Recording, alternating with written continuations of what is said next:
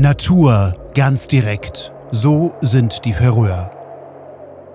Mit einem Wetter, das sich stündlich ändern kann. Mit Wasser, das überall fließt.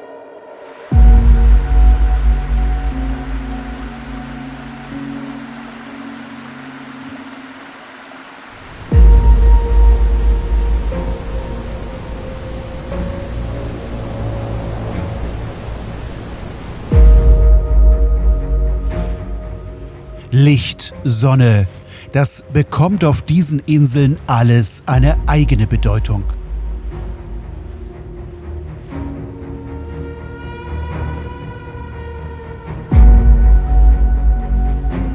Zu großen Teilen wirkt diese Welt wie unberührt, und doch leben hier Menschen. Perspektiven ändern sich mit jedem Meter. Die Färöer liegen mitten im Nordatlantik. Sie sind rau, sie sind echt und sie sind wirklich beeindruckend.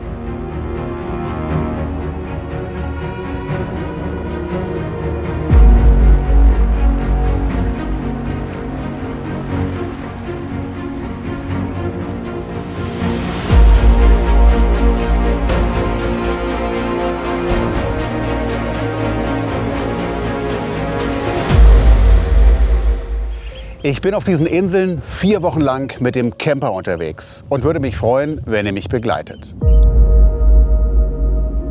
Zum Beispiel beim Wandern durch die karge, baumlose Bergwelt dieser Inseln. In diesem Film besuchen wir auch Tórshavn, die Hauptstadt, und wir beschäftigen uns mit der Geschichte dieser Inseln.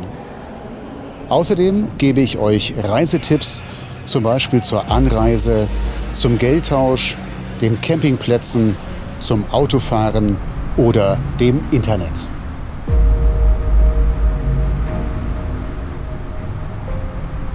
Ein wichtiger Aspekt vorweg. Geografisch gehören diese Inseln zu Europa. Sie sind jedoch nicht Teil der Europäischen Union. Das klingt erstmal so, als wäre es nur theoretisch interessant, hat aber für uns Reisende eine große Bedeutung. Welche? Dazu später mehr. Zuallererst geht es um was anderes, nämlich um die Frage, wo eigentlich liegen diese Inseln?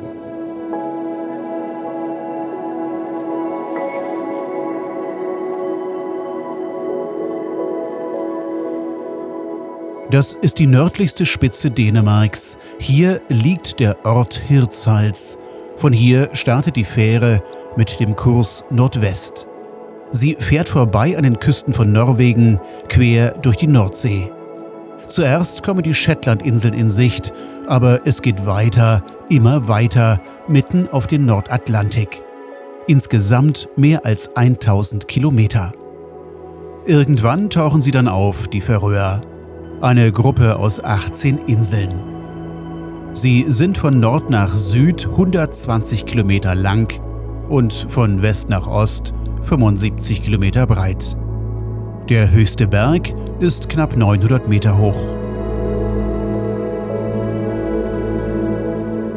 Hier bin ich 4 Wochen lang unterwegs, um die Bilder und Interviews für diesen Film zu drehen.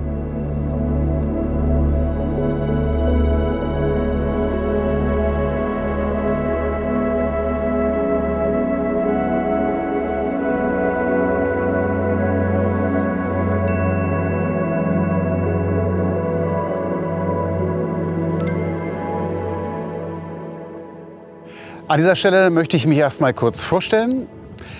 Ich heiße Michael und komme aus Berlin.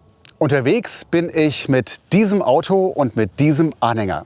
Beide Fahrzeuge sind ein bisschen exotisch. Wenn sie euch interessieren, kann ich es euch später gerne einmal vorstellen. Hier auf den Färöerinseln bin ich zwischen Mitte April bis Mitte Mai, anschließend dann auf Island. Jetzt geht es aber erst einmal um die Färöer. Wir starten mit einer Wanderung nach Kirkjubøur zum berühmten Magnusdom.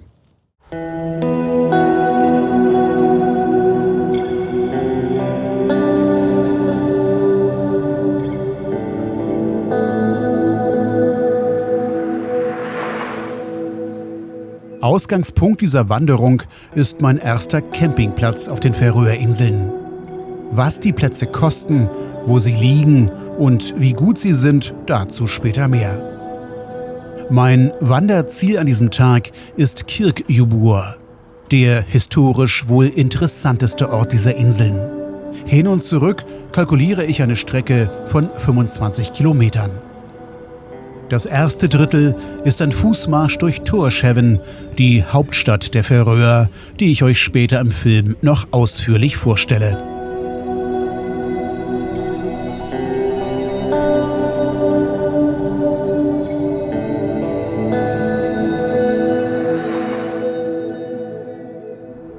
Die erste Stunde ging es nur durch die Stadt. Ich biege jetzt hier in diesem Wohngebiet ab, hoffe ab jetzt nur durch Natur zu laufen, runde 7 Kilometer über diese Hügelkette.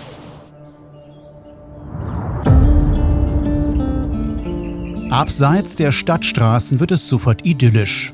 Kirkjubur, das Ziel meiner Wanderung, liegt an der Südwestküste der Insel Streymoy. Dorthin kann man auch mit dem Auto fahren, aber wer wandert, erlebt die Welt bekanntlich viel intensiver. Überall gibt es Quellen, in der Regel ist das Wasser trinkbar. Die Hügelkette ist nur 300 Meter hoch, der Aufstieg keine wirkliche Herausforderung.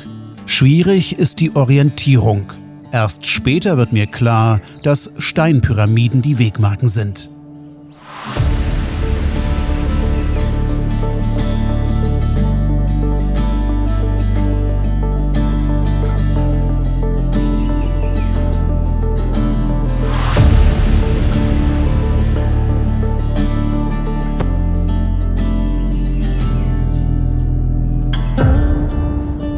Kirkjubur steht für die lange zurückliegende Geschichte der Inseln, aber ich stoße auch auf Denkmäler aus jüngerer Vergangenheit. Wie auf diesen Gründungsort der färöischen Nationalbewegung, hier wurden vor 150 Jahren Volksversammlungen abgehalten.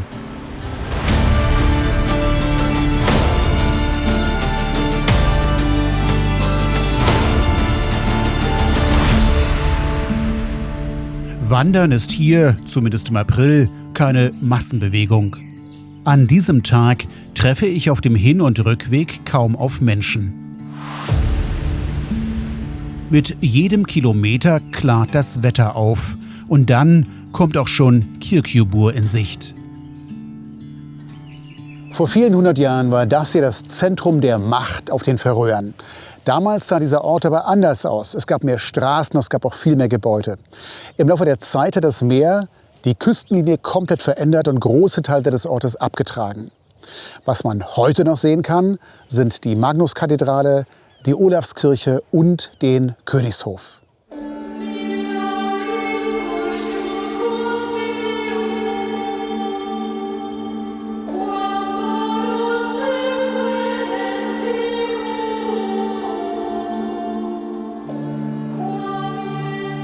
Die Magnuskathedrale ist eine Ruine mit großer Geschichte.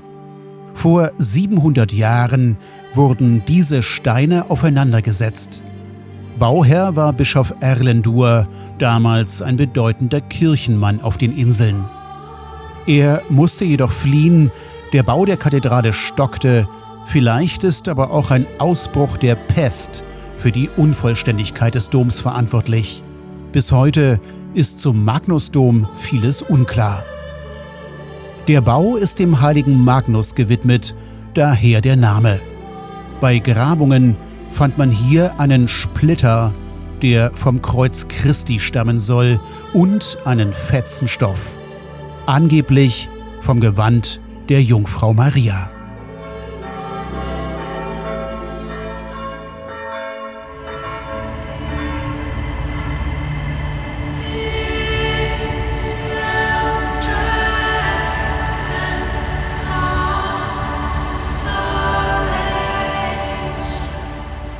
Der Sakralbau Nummer 2, die St. Olavskirche. Um 1250 errichtet, ist sie der älteste erhaltene Kirchenbau der Färöer. Benannt nach dem norwegischen König Olaf dem Heiligen, der auf den Inseln noch heute verehrt wird. Der Bau war lange Sitz der Bischöfe. Heute ist das Gotteshaus eine Gemeindekirche. Dieser norwegische Löwe ist ein Element an der Eingangstür zum Königsbauernhof. Das wahrscheinlich älteste, noch heute bewohnte Holzhaus in ganz Europa. Ein Teil stammt aus dem 11. Jahrhundert. Das ist lange her und doch wird bis heute hier Landwirtschaft betrieben. Ein Teil der Gebäude ist ein Museum, aber die Pächter, inzwischen in der 17. Generation, halten hier noch immer Schafe, Rinder und Pferde. So klein diese Inseln sind, so lang, groß und aufregend ist ihre Geschichte. Wenn sie euch interessiert, ist das hier schon mal ein guter Anfang. Wenn ihr mehr wissen wollt, empfehle ich euch einen Besuch im Historischen Museum der Färöer. Das steht in Tórshavn in der Hauptstadt. Und das ist es, das Historische Museum. Von außen nicht besonders beeindruckend, aber die Ausstellung überzeugt. Wer wissen möchte, wie sich die Inseln entwickelt haben, ist hier gut aufgehoben.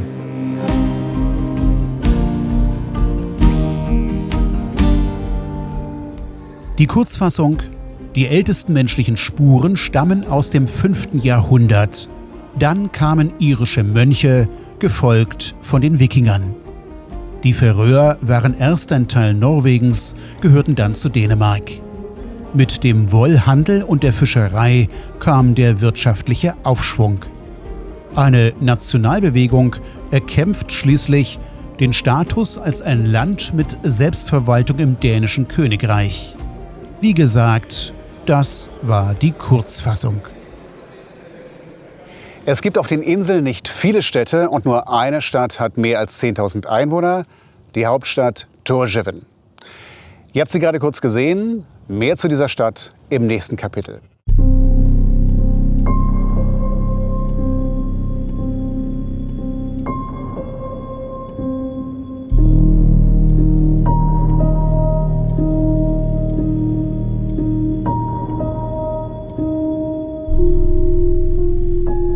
Tórshavn liegt an der Ostküste der Insel Streymoy. Vorgelagert ist ein kleines Eiland, ein wichtiger natürlicher Schutz für den Hafen.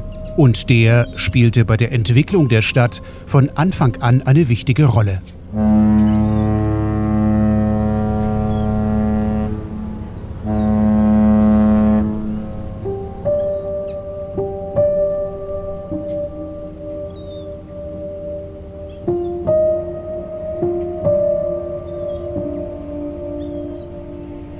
Nicht umsonst heißt Tórshavn übersetzt Thors Hafen. Die Stadt ist also der Ankerplatz des Donnergottes Thor. Überall Schiffe, Boote, Yachten, hier legen die Fähren an, hier trainiert die Jugend für die berühmten Ruderwettkämpfe, denn Rudern ist hier mindestens so wichtig wie anderswo Fußball. In Kontinentaleuropa wird das Auto gehätschelt, hier ist es das eigene Boot. Der Hafen ist auch wichtiger Arbeitgeber. Für die Männer, die hier Schiffe reparieren, genauso wie für Logistiker oder Hafenarbeiter. Nicht zu vergessen die vielen Fischereibetriebe. Ein Hafen, der so wichtig ist, muss natürlich gut bewacht werden.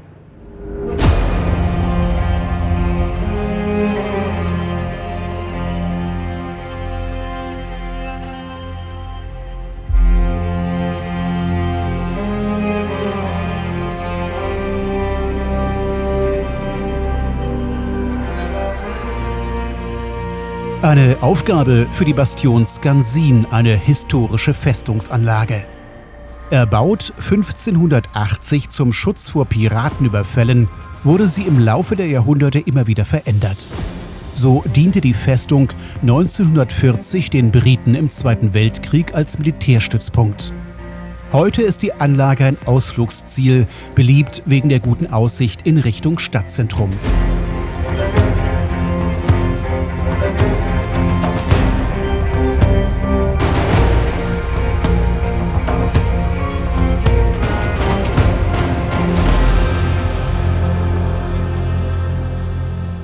Die Einheimischen nennen diese Anlage die friedlichste Festung der Welt. Und das hat auch seinen guten Grund, denn von hier aus wurde im Wesentlichen immer nur Salut geschossen.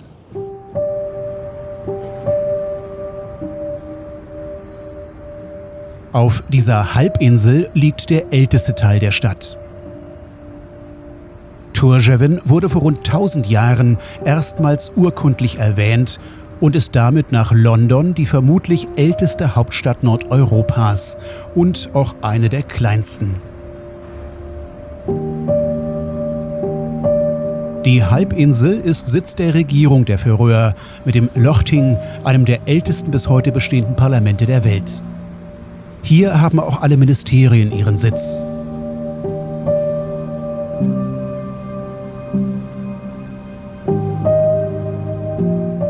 Einen Teil der Regierungsangelegenheiten regelt man in Abstimmung mit Dänemark, das meiste aber wird hier entschieden. Auf diese Unabhängigkeit ist man auf den Färöern sehr stolz. Es ist das charmanteste Regierungsviertel, in dem ich je gewesen bin. Es gibt weder Polizei noch Sicherheitsdienst und die Ministerien sitzen in grasbedeckten Häusern. Und man kann, wenn man durch die Fenster schaut, der Regierung beim Arbeiten zusehen.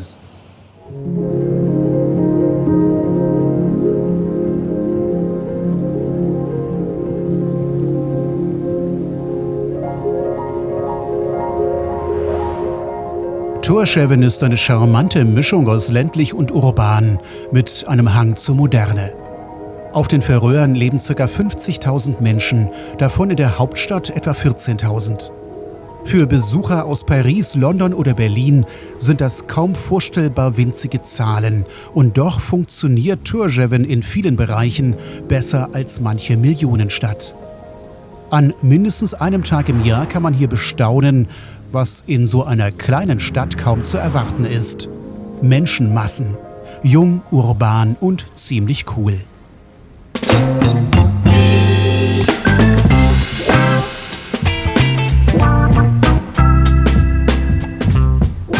Es ist der 25. April, der Tag der Flagge, natürlich ein Feiertag. In all den Wochen habe ich auf den Inseln nie wieder so viele Menschen gesehen. Der Autoclub zeigt, was er hat. Es wird gestaunt, geplaudert und überall weht die Flagge der Färöer.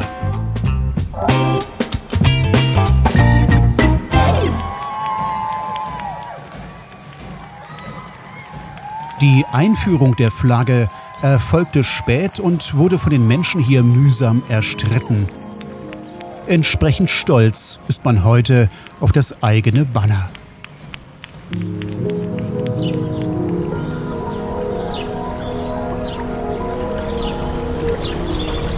Der Stadtpark von Tórshavn. Was anderswo normal ist, gleicht hier einem Wunder. Man wandert durch einen kleinen Wald und das in einer ansonsten komplett baumlosen Inselwelt. So winzig wie er ist, dieser Stadtpark ist der größte Wald auf den Färöern. Er wurde bereits mehrfach durch Stürme stark beschädigt, doch die Menschen lieben ihn und haben ihn immer wieder aufgeforstet. Seine bloße Existenz auf den Färöern ist wundersam und einen Besuch in jedem Fall wert. Im nächsten Kapitel geht es um die Anreise. Ihr könnt einmal mit dem Flugzeug kommen oder so wie ich, mit dem Auto auf der Fähre. Wie das abläuft, zeige ich euch jetzt. Noch ein Hinweis vorweg. Ich fahre seit Jahrzehnten Auto, aber erst seit wenigen Wochen mit einem Anhänger. Und der Trailer, mit dem ich unterwegs bin, ist gewaltig groß und er ist gewaltig schwer. Und ich hatte von Anfang an einen riesigen Respekt vor diesem Ungetüm.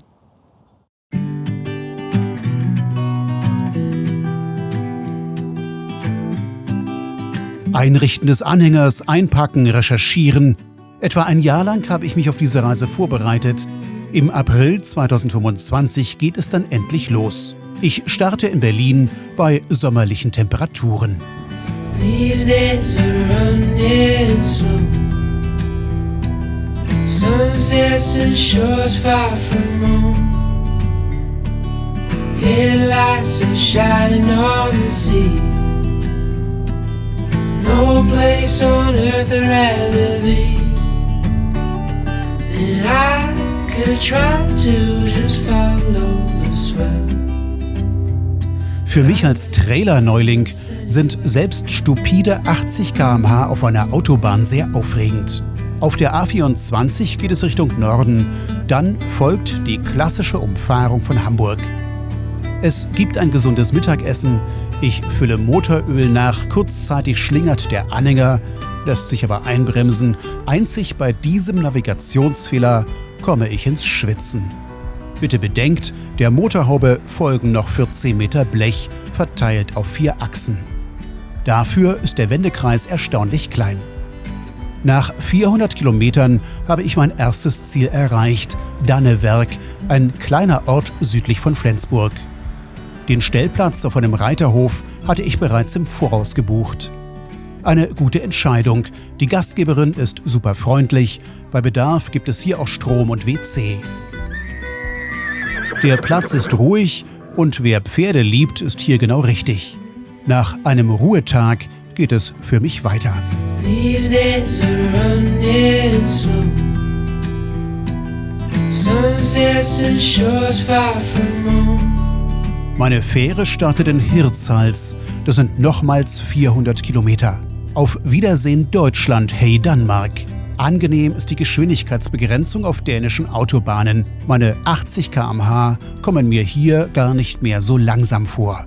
Mein Campingplatz in Nordjütland ist gut organisiert und sympathisch. Privat geführt, ganzjährig geöffnet. Hier gibt es alles, vom Hallenbad bis zu Spielplätzen. Jetzt im April ist jedoch wenig los. Für mich ist das alles eher uninteressant. Wichtiger ist die kurze Entfernung zum Hafen.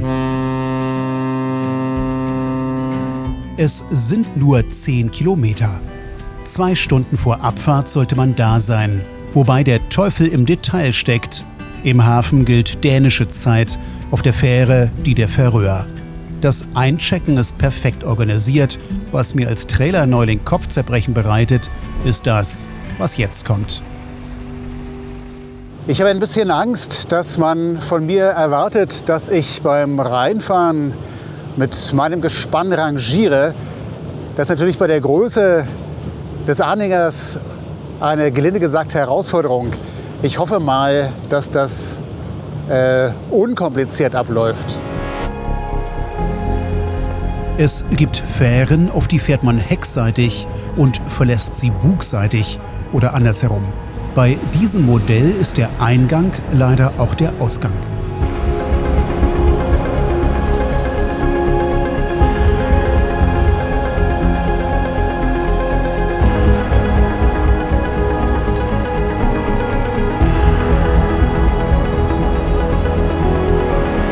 Ein U-Turn im Bauch des Schiffes ist also unvermeidbar und vor dem habe ich Respekt. Gott sei Dank, es ist ausreichend Platz. Ich habe einen LKW-Führerschein und bin in einigen Ländern auf verschiedene Fähren gefahren, aber immer nur mit einem PKW. Wer jemals einen langen, doppelachsigen Anhänger rückwärts rangieren musste, versteht meine Panik. Auto und Anhänger stehen am Ende einer langen Fahrzeugreihe. Nach rechts und links sind es nur wenige Zentimeter. Wie ich hier wieder herauskomme, ist mir rätselhaft. Aber dafür haben die Einweiser sicher einen guten Plan, so meine Hoffnung. Etwas naiv, wie sich später zeigen wird. Unser Schiff ist die Norröna, betrieben von der Reederei Smeri Line, auf deren Internetseite ich die Reise auch direkt gebucht habe. Die Norröna wurde 2002 in Lübeck gebaut. Das Schiff hat 4 Dieselmotoren und verfügt über Stabilisatoren, die das Rollen des Schiffes in Längsachse bei Seegang reduzieren. Und es hat 2 Bugstrahlruder, die wir gleich in Aktion erleben.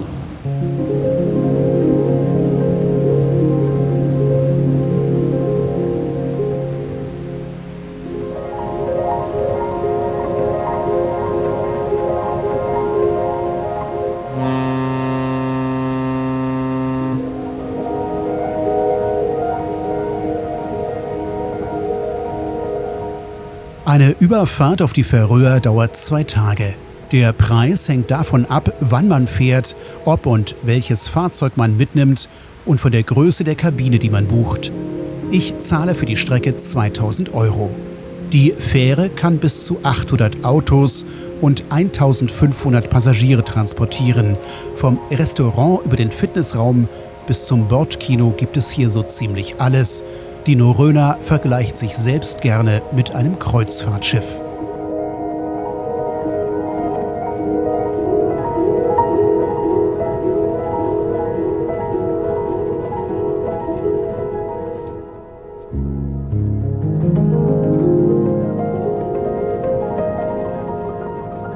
Ich habe mir eine Außenkabine geleistet, nicht mondän, aber praktisch.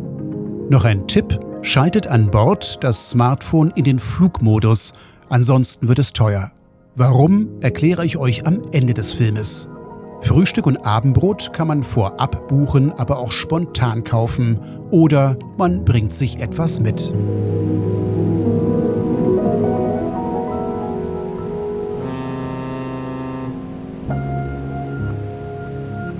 In unserer modernen Welt gehen wir davon aus, dass jede Überfahrt immer sicher, unfallfrei und reibungslos verläuft. Aber bedenkt, es ist April und wir fahren über den Nordatlantik.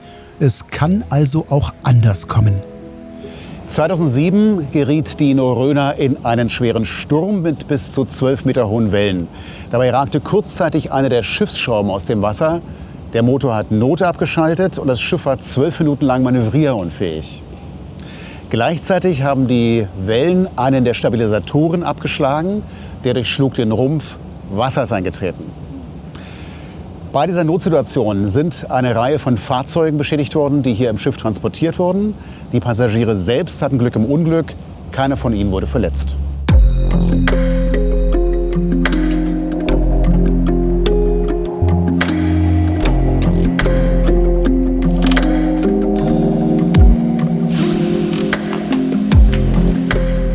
Meine Reise verläuft sturmfrei.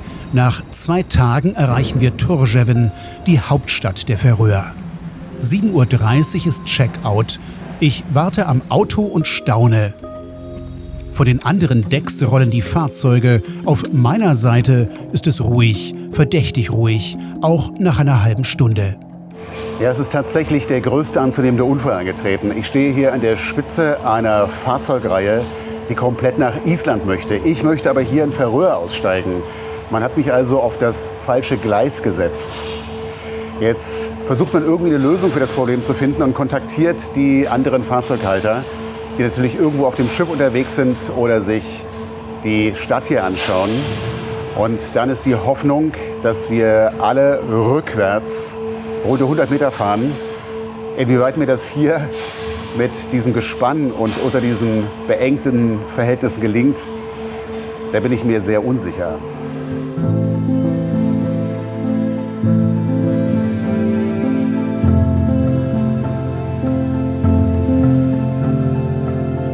Praktisch müssten all diese Autos umgeparkt werden.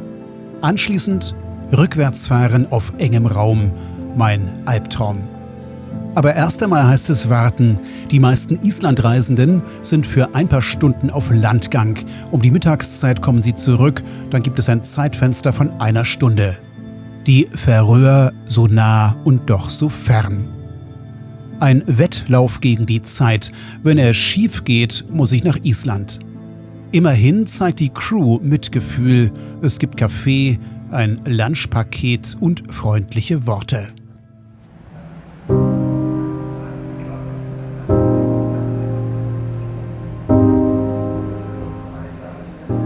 Nach und nach trudeln die ersten Autobesitzer ein. Sie kommen aus Deutschland, England, Polen, Schweden, von überall her. Die Autoschlange in meine Freiheit wird kürzer, wenn auch sehr langsam.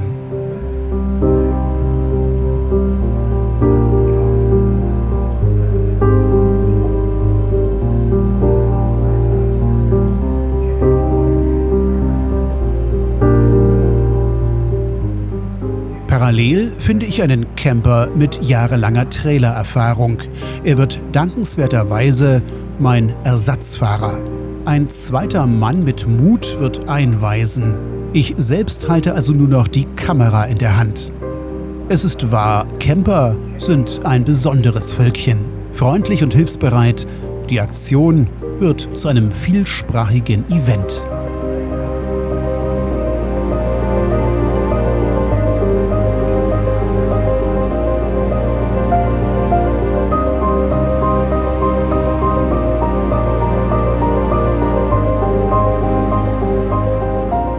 Dann ist mein Gespann an der Reihe.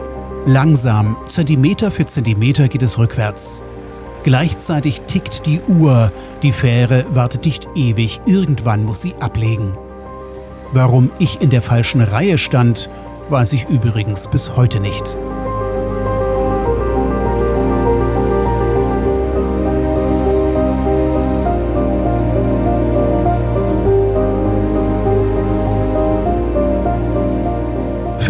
Uhr, eine Stunde nach der eigentlichen Abfahrtszeit der Fähre, ist es endlich geschafft.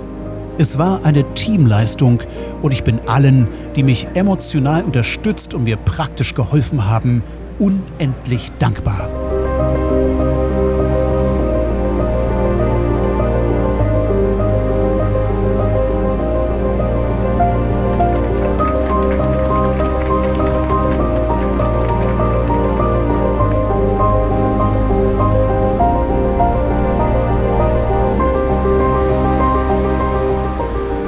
Zumindest einen Vorteil hat das Ganze.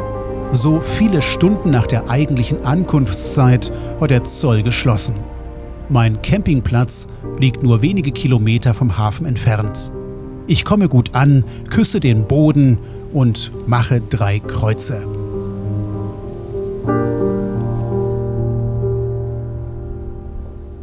Ich bin Atheist, aber ich glaube, man kann hier sagen, Gott sei Dank. Einen großen Dank auch an jene, die geholfen haben. Das waren, glaube ich, 5, 6, 7 Nationen, die dort ihre Fahrzeuge wegfahren mussten. Es hat viele Stunden gedauert und ich schwöre, ich werde Rückwärtsfahren üben. Ganz schnell, ganz bald.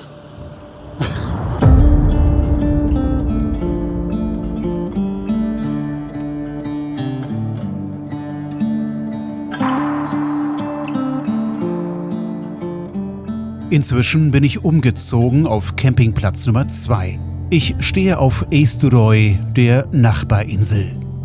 Von hier ist es nicht weit zu meinem Tagesziel, der Sléttaratin-Dur, der höchste Berg der Färöer.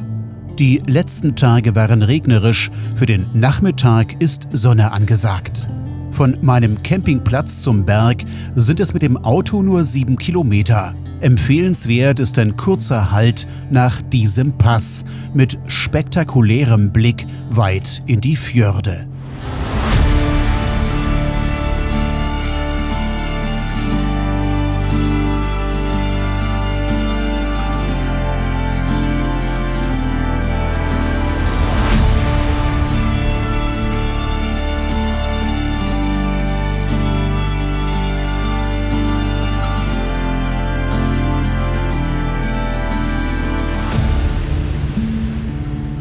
Es geht weiter. Lasst euch vom Verbotsschild auf der rechten Straßenseite nicht aufhalten. Wer das Kleingedruckte liest, erfährt, von Anfang Mai bis Ende September ist die Straße geöffnet. Man könnte meinen, dass der Sléttaratin-Dur als höchster Berg der Färöer viele Touristen anzieht, doch weit gefehlt. Der Parkplatz ist klein, der Andrang hält sich in Grenzen. Später verstehe ich warum. Und da ist er, der Sléttaratin-Dur. Nur 880 Meter hoch und doch der höchste Berg. Leider komplett im Nebel. Das ist ein bisschen verrückt, jetzt nach da oben zu steigen, in der Hoffnung, dass man irgendetwas sieht. Es kann darauf hinauslaufen, dass ich in einer Art Waschküche stehe und die eigenen Hände kaum sehen kann. Ich bin Optimist und probiere es trotzdem.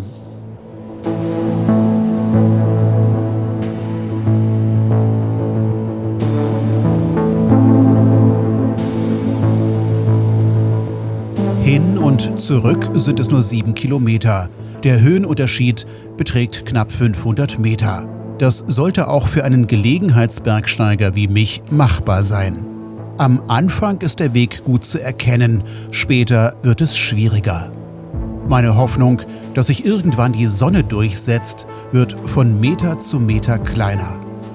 Auf halber Höhe bekommt man immer wieder eine Ahnung davon, was man bei klarer Sicht alles besser sehen könnte.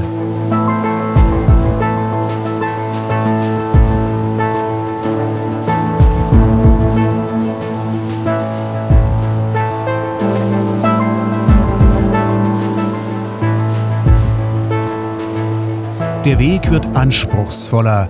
Auf dem letzten Stück fehlt jede Markierung. Man muss auf allen Vieren klettern. Dazu kommt ein starker Wind.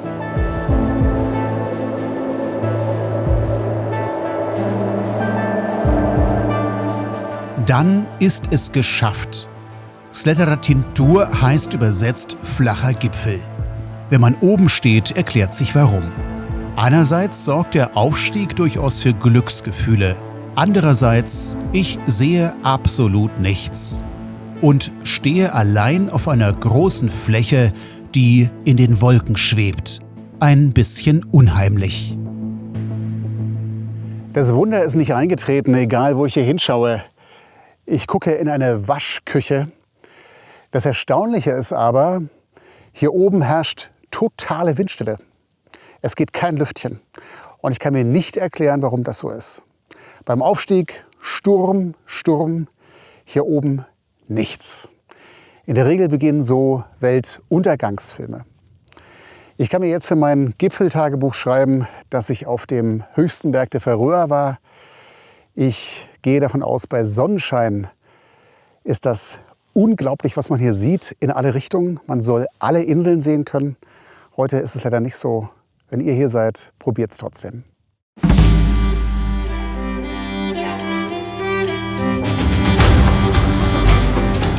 Und wieder habe ich den Campingplatz gewechselt. Es ist mein dritter auf dieser Reise. Er liegt im Norden der Insel Streymoy.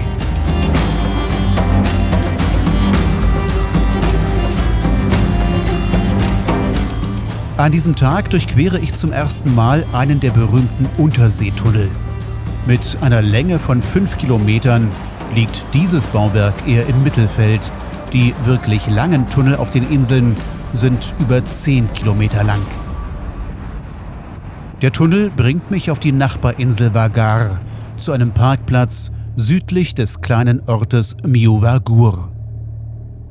Das Ziel meiner Wanderung ist der Wasserfall Bössala Fossur und die sogenannte Sklavenklippe. Das ist eine Wanderung mit Eintritt. Bevor es losgeht, muss man hier erstmal zahlen. Die Wandergebühr beträgt 25 €. Die insgesamt 8 Kilometer lange Strecke führt an Tieren vorbei, bei denen mir unklar ist, ob es sich um Schafe oder Kühe handelt. Möglicherweise sind das aber auch Boten vom Huldu-Volk. Das sind Naturwesen, die sich uns Menschen nur selten zeigen. Elfen, Trolle, Zwerge. Hier in der Gegend sollen sie leben. Der Weg läuft parallel zum Ufer des größten Binnensees der Inseln. Sein tiefster Punkt liegt knapp 30 Meter unter dem Meeresspiegel. Aus dem See speist sich auch der Wasserfall, das Tagesziel meiner Wanderung. Bevor ich ihn erreiche, bestaune ich aber erst einmal dieses unglaubliche Kliff, das fast 150 Meter aus dem Wasser ragt.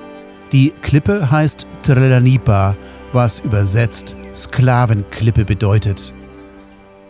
Der Grund für diesen Namen liegt in der Geschichte. Angeblich haben damals die Wikinger von dieser Klippe ihre nicht mehr arbeitsfähigen Sklaven heruntergestürzt. Das waren ganz offensichtlich dunkle und sehr grausame Zeiten. Weiter geht es zum Wasserfall Bostala Fossur. Am Südende des Sees stürzt der Bach Bostala ins Meer. 30 Meter senkrecht in den Atlantik, ein beeindruckender Anblick. Diese Wanderung kann ich sehr empfehlen. Mit Pausen ist man 3 Stunden unterwegs. Der Weg ist einfach. Wenn man jedoch an der Klippe und am Wasserfall herumklettert, sollte man halbwegs schwindelfrei sein. Ich bin kein großer Freund von gestalteten Touristenausflügen. Aber wenn man die Vogelklippen von Vestmanna sehen möchte, und die sollte man gesehen haben, wenn man hier auf den Färöerinseln war, dann geht das nicht anders. Ich steige also jetzt mit vielen anderen Touristen auf ein Boot.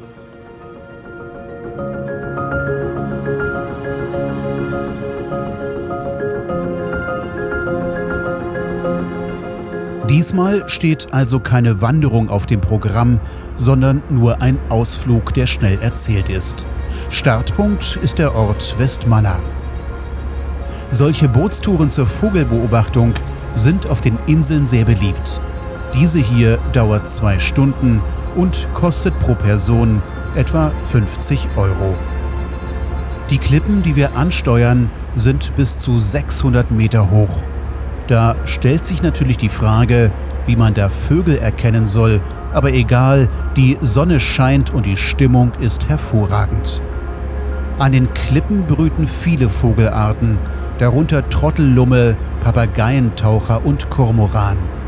Mit dem richtigen Equipment kann man die Tiere durchaus erkennen.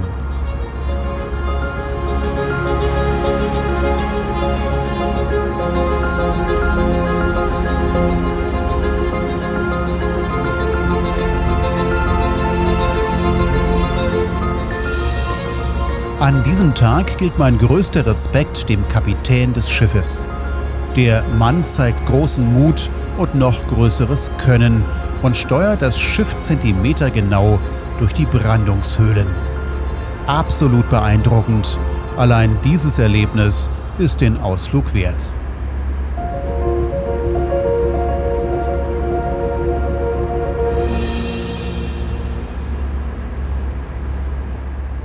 So, das war mein Film über die Färöer. Am Ende gibt es noch Reisetipps. Der erste Hinweis ist etwas ausführlicher. Da geht es um das wichtige Thema Campingplätze.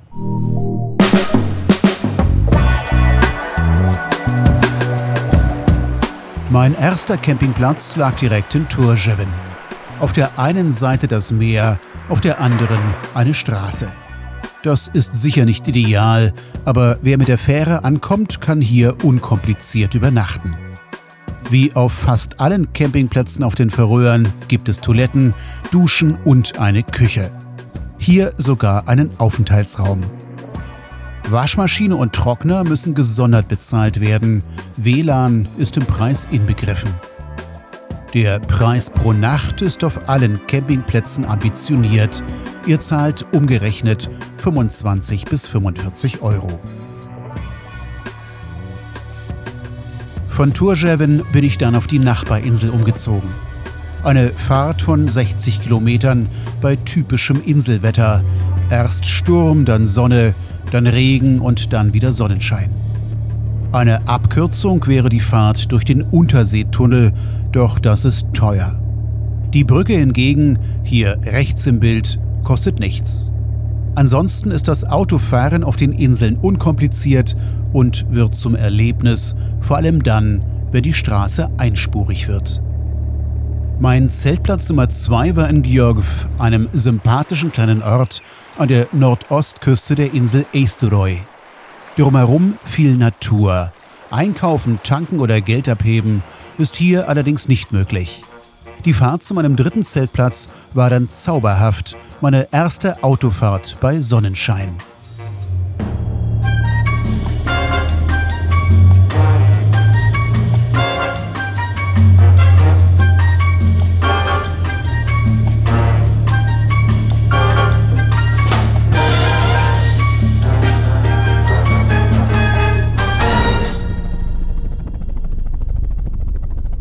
Zeltplatz Nummer 3 war dann ganz anders als die Plätze zuvor. Bisher waren Buchung und Aufenthalt eher anonym, bei Vika Camping hingegen ist es familiär. Die Küche, das WC und der Wäscheraum waren auf allen Campingplätzen in Ordnung, aber nirgendwo so penibel sauber wie hier.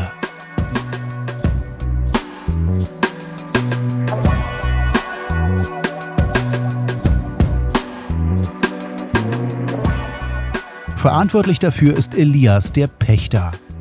Der Insulaner managt den Platz gemeinsam mit seiner Frau. Er ist täglich vor Ort und man muss ihn nur bei seiner Arbeit beobachten, um zu erkennen, dieser Mann weiß, was er tut.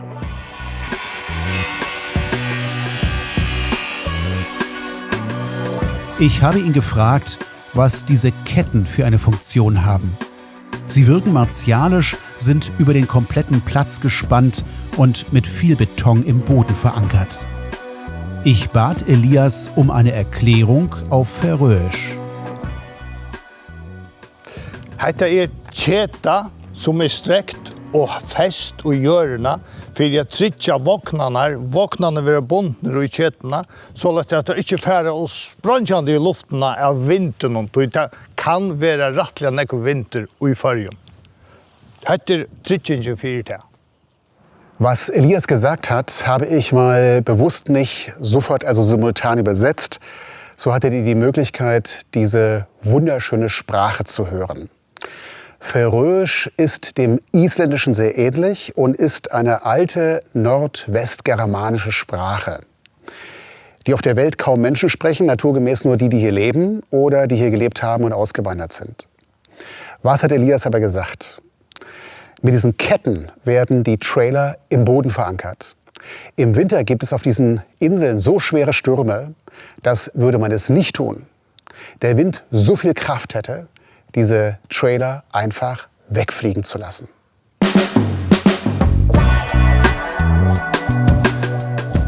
Alle 3 Campingplätze, die ich auf den Färöern besucht habe, kann ich empfehlen. In der Beschreibung zum Film findet ihr auch einen Link zu einer Internetseite, auf der alle Plätze auf der Insel übersichtlich aufgelistet sind. Ich hatte es ja am Filmanfang schon mal erwähnt, die Färöer gehören nicht zur Europäischen Union.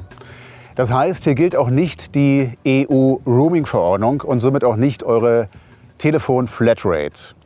Meine Empfehlung ist, nehmt die SIM-Karte heraus, schaltet in den Flugmodus oder deaktiviert das Roaming und nutzt stattdessen besser eine Daten-eSIM.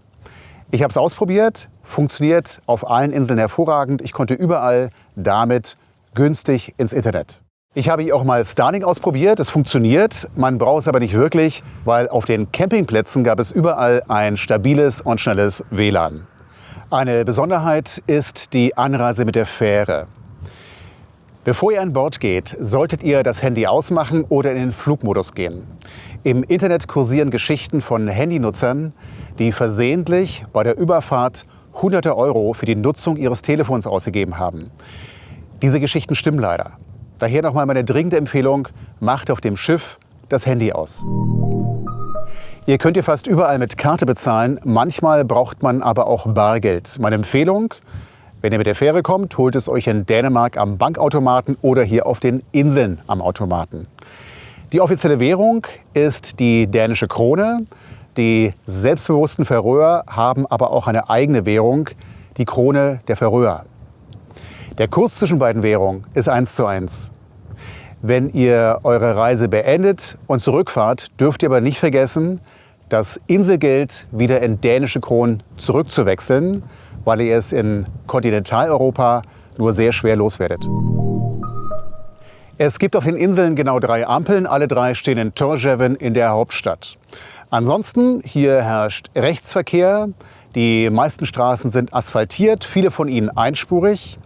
Man muss auch tagsüber mit Abblendlicht fahren und die Höchstgeschwindigkeiten sind überall stark reduziert. Ich darf mit meinem Anhänger auch außerhalb von Ortschaften nur 50 km/h fahren, was mir natürlich sehr recht ist. Eine Besonderheit sind die Unterseetunnel, mit denen ihr hier von Insel zu Insel kommt. Die Maut ist sehr hoch, hin und zurück kann das locker 50 Euro kosten. Am besten ihr informiert euch und registriert euch vorab auf einer speziellen Tunnel-Internetseite, die ich euch in der Beschreibung zum Film verlinkt habe. Und wo ihr könnt, vermeidet die Tunnel und nutzt die Brücke. Kriminalität ist hier kein Thema. Die Färöer gehören zu den sichersten Ländern der Welt. Rein statistisch gesehen gibt es hier nur alle 25 Jahre einen Mord. Ihr könnt die Inseln also sicher und unbesorgt bereisen. Was will man zum Wetter sagen? In den ersten 3 Wochen, die ich hier war, hat es fast nur durchgeregnet. Und wenn man mit dem Camper bei Sturm am Wasser steht, kann das richtig bedrohlich werden. Die letzten 7 Tage hingegen schien hier konsequent die Sonne und das bis weit nach 22 Uhr. Am Ende gilt auch auf den Färöern die Redewendung, es gibt kein schlechtes Wetter, es gibt nur falsche Kleidung. Das war der Film über meine Reise über die Färöerinseln. Am Ende noch eine Entschuldigung bei den Einwohnern. Ich vermute mal, dass ich nicht einen einzigen Eigennamen korrekt ausgesprochen habe. Tut mir leid, ich habe mich bemüht, aber ich kann es nicht besser. Die Phonetik dieser wunderbaren Sprache bleibt mir ein Rätsel. Ich hoffe, es hat euch trotzdem gefallen. Ich reise jetzt von hier nach Island und es wird auch von Island weitere Filme geben. Ich sage jetzt auf Wiedersehen Island, hallo Färöer. Andersrum. Tschüss!